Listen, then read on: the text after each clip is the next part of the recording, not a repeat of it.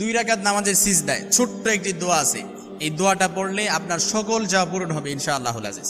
আল্লাহ রাসূল সাল্লাল্লাহু আলাইহি সাল্লাম 2 রাকাত নামাজের সিজদায়, নফল নামাজ হোক ফরজ নামাজ হোক, যে কোনো নামাজের সিজদায় অর্থাৎ সিজদার মূল তাসবিহ পড়ে আপনি যদি এই ছোট্ট একটি দোয়া পড়তে পারেন ইনশাআল্লাহুল আজিজ, আল্লাহ তাআলা আপনার সকল যা পূরণ করবে।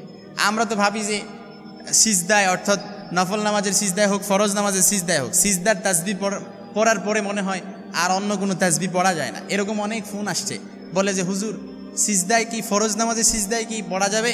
তো এই জন্য তাদের জন্য কথা হচ্ছে, আপনি যদি সিজদার তাসবিহ পড়ার পর আপনার মনের যত আশা আকাঙ্ক্ষাগুলো আছে আল্লাহ তাআলার কাছে পেশ করেন, কোনো সমস্যা নেই, পেশ করতে পারবেন ইনশাআল্লাহ।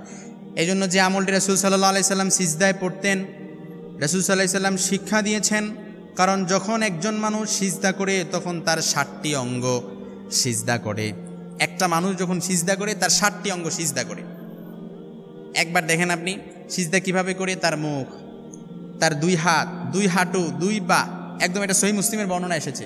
সহিহ মুসলিমের ন্যারেশন হচ্ছে, একটা মানুষ সিজদা করলে তার 60টি অঙ্গ সিজদা করে, তার মুখ সিজদা করে, তার কপাল সিজদা করে, তার 2 হাত সিজদা করে, 2 পা সিজদা করে, এভাবে 60টি অঙ্গ সিজদা করে।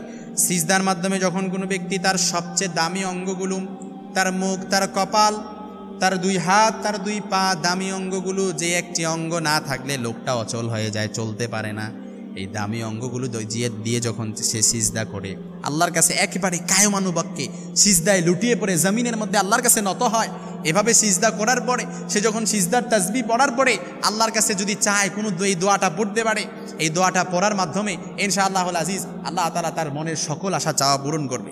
আমরা সবাই পারি সিজদার মধ্যে, অর্থাৎ এই দোয়াটা আমরা সবাই পারি। যে দোয়াটা আমি আপনাদেরকে বলবো, এই দোয়াটা আমরা সবাই পারি। হযরত সাওবান রাদিয়াল্লাহু তাআলা আনহু বলেছেন, আমি রাসূল সাল্লাল্লাহু আলাইহি সাল্লামকে বলতে শুনেছি, নামাজে বেশি বেশি করে সিজদা আদায় করো, কেননা প্রতি সিজদার জন্য আল্লাহ তাআলা তার সম্মান 100 গুণ বাড়িয়ে দেন এবং একটি পাপ ক্ষমা করে দেন আল্লাহ তাআলা তাকে। এটা কিন্তু সহিহ মুসলিমের নির্দেশন। এজন্য সিজদায় যান, আল্লাহ তাআলার কাছে ক্ষমা চান। এজন্য যে দোয়াটা আমরা সিজদায় যে পড়বো একদম খুব সহজ, ওয়াসজুদ ওয়াক্তারিব, সিজদা দেন, আল্লাহ তাআলার নিকটবর্তী হয়ে আল্লাহ তাআলার কাছে চান।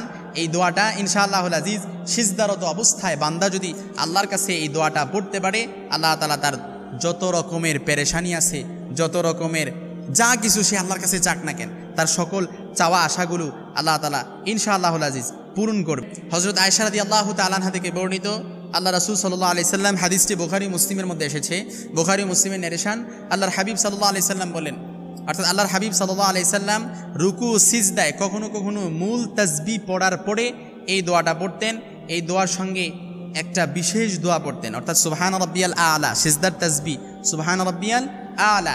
এই সুবহান রাব্বিয়াল আ'লা এই তাসবিহটা পড়ার পরে আল্লাহর হাবিব সাল্লাল্লাহু আলাইহি সাল্লাম একটা বিশেষ দোয়া পড়তেন, সেটা হচ্ছে সুবহানাকাল্লাহুম্মা রাব্বানা ওয়া বিহামদিকা আল্লাহুম্মা গফিরলি। আয় আল্লাহ, আমি আপনার প্রশংসা, আপনি আমাদের প্রভু, আপনার প্রশংসা আমি জ্ঞাপন করতেছি।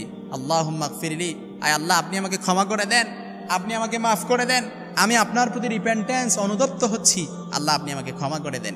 এজন্য এই দোয়াটা পড়ে আপনি যখন আল্লাহর কাছে চাইবেন, আল্লাহর কাছে চাইলেন, যা কিছু চান না কেন, এই ক্ষমা প্রার্থনার দোয়া করে আল্লাহ তাআলার কাছে যা কিছু চান না কেন, আল্লাহ আমার অভাব অনটন দূর হয় না, আল্লাহ অভাব অনটন দূর করে দেন, সংসারের পেরেশানি দূর হয় না, আল্লাহ সংসারের পেরেশানি দূর করে দেন, আল্লাহ বিপদ দূর হয় না, বিপদ দূর করে দেন, আল্লাহ অভাব দূর হয় না, অভাব দূর করে দেন, আল্লাহ পরিবারের মধ্যে একটার পর একটা অশান্তি লেগে থাকে, সব কিছু দূর করে দেন, আল্লাহ সন্তান অসুস্থ, আল্লাহ সন্তানকে ভালো করে দেন, আল্লাহ বিবি অসুস্থ, বিবিকে ভালো করে দেন, মা অসুস্থ, মাকে ভালো করে দেন, আল্লাহ আমার ব্যবসায় বারাকা হয় না, ব্যবসার মধ্যে বারাকা নাজিল করেন। সব কিছু যখন হাত পেতে আল্লাহর কাছে চাইবেন, সিজদার মধ্যে চাওয়ার পরে, নামাজ শেষ করে যখন হাত পেতে ইস্তেগফার পরে কয়েকবার আল্লাহর কাছে চাইবেন, এই দোয়া আল্লাহ তাআলা কখনো ফিরিয়ে দেয় না ইনশাআল্লাহুল আজিজ।